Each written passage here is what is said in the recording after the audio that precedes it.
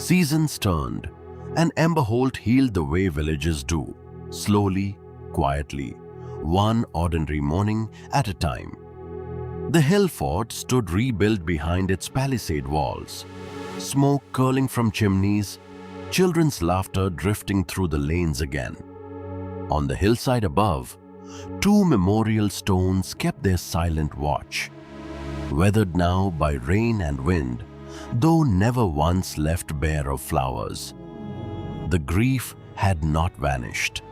It had simply learned, like everyone left behind, how to keep living beside it. One late afternoon, a stranger appeared on the road below the fort. An old wandering Skald, dust thick on his boots, a battered lyre slung across his back, a plain wooden staff in his hand. He carried no weapon, no banner, nothing to announce him. Just a traveler's weariness and something else beneath it. Something the gate guard couldn't quite name, but felt anyway. The way you feel a storm before you see it. His name, he said simply, was Bram.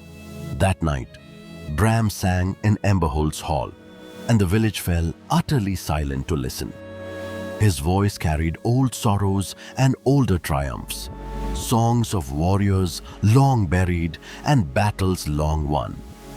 At the head table, Aldric listened like the rest, until one verse struck closer to home than any other.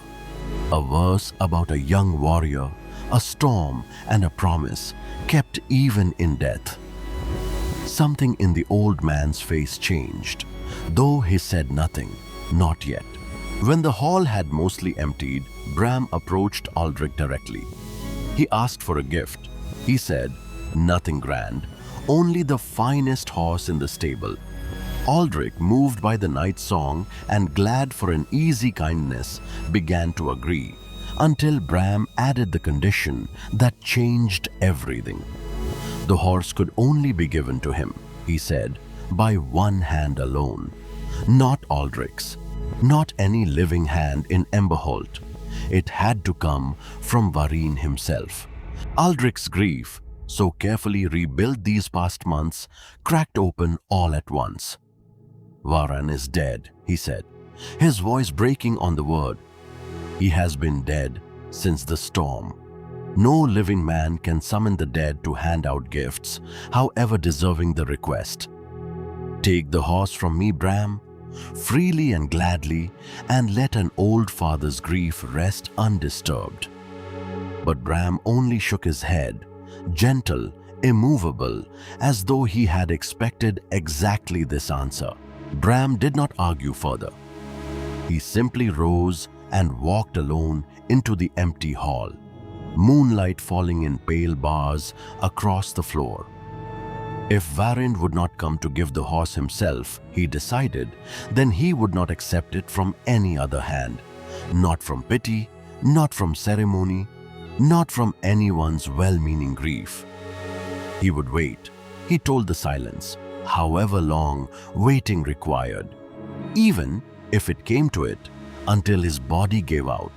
By morning, word of the strange bard's vow had spread through every corner of Emberholt.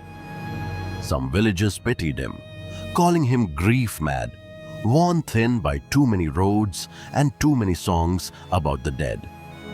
Others crossed themselves and looked away entirely, unwilling to speak of it at all. A few quietly, without saying so aloud, found themselves wondering if perhaps, just perhaps, the old Skald knew something the rest of them didn't.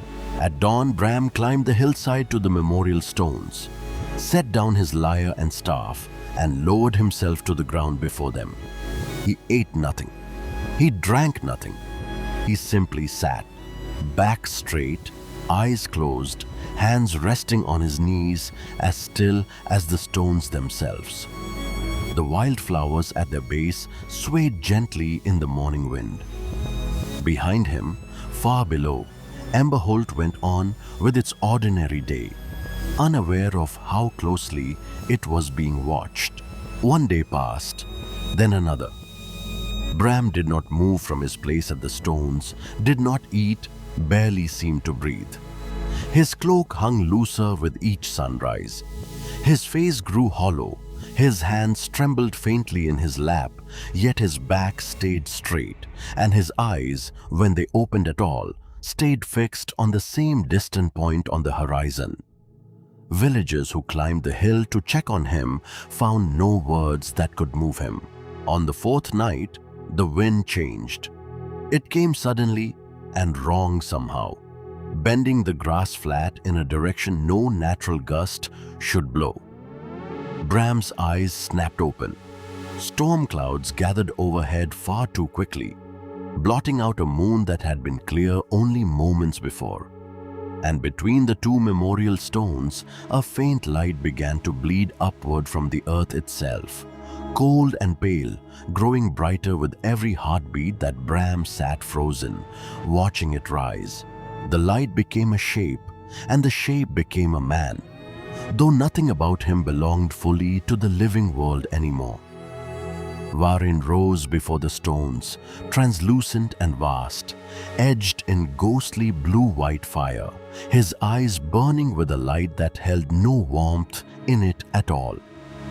Bram scrambled backward across the grass, every ounce of his earlier resolve draining out of him in an instant. This was not the gentle memory of a fallen hero. This was something far older, far heavier, and far less patient. "You asked for what only I can give," the apparition said, its voice arriving less like sound and more like something felt directly in the bones. Bram, still trembling, could only nod. "Tomorrow, at first light, gather them all," Varin told him. "Have the horse ready. I will come and I will place the reins in your hands myself, exactly as you demanded." Then, as quickly as it had risen, the light began to thin, folding back into the dark it had come from. Bram walked back into Emberholt at first light, weak-legged, leaning hard on his staff, 4 days of fasting finally showing plainly on his face. But there was no fear in him anymore, no doubt at all, only a strange, quiet radiance that made villagers stop mid-step to stare as he passed. Something had happened on that hillside. Whatever it was, it had left him changed, and everyone who looked at him could feel it, even without understanding why. That evening, Aldric gathered the village elders in private. None of them believed a dead man would truly appear at dawn, whatever Bram claimed to have seen. Kinder, they agreed, to spare him further suffering. They would ready the horse, gather the village as he had asked, and simply hand it to him themselves in Varin's name, letting the old bard believe his vigil had been answered. A small mercy, they told each other. No one would ever need to know. At dawn, the entire village gathered on the hillside. The saddled horse led to the front of the crowd. Bram stood apart from everyone else, staff planted firmly in the ground, eyes fixed unblinking on the horizon. Around him, villagers exchanged uncertain glances, none quite willing to say aloud what they were all thinking. Aldric watched his son's oldest friend with an ache he couldn't name, hoping, despite everything, that the old man wouldn't be disappointed one final time. Then the sun broke fully over the ridgeline, and out of its light itself, a figure began to walk. Not from any road, not from any direction a living man could have come from. Varin crossed the mist-covered field toward them, glowing gold at the edges where the sunrise caught him. Silent, unhurried, larger somehow than the man they remembered. Gasps broke out across the crowd. Some fell to their knees where they stood. Aldric did not move at all. Varin stopped directly before Bram, and for one long moment, neither of them moved. Then, without a single word passing between them, the spectral figure placed the horse's reins gently into the old bard's trembling hands. their eyes held for just a breath longer. And then, as gently as he had arrived, Varin began to dissolve back into the morning light until nothing remained on the hillside but sunrise, silence, and a horse now truly, finally, given. Bram rode away from Emberholt that same morning, the village and its two quiet stones shrinking behind him in the golden light. He had fought a battle without lifting a blade and been given a gift from a hand that no longer drew breath, and somehow both had come to pass exactly as promised. Some stories end where the sword falls. Others end quietly at sunrise, with nothing more than a promise kept beyond the grave. This one, Emberholt would tell for generations, was the second kind.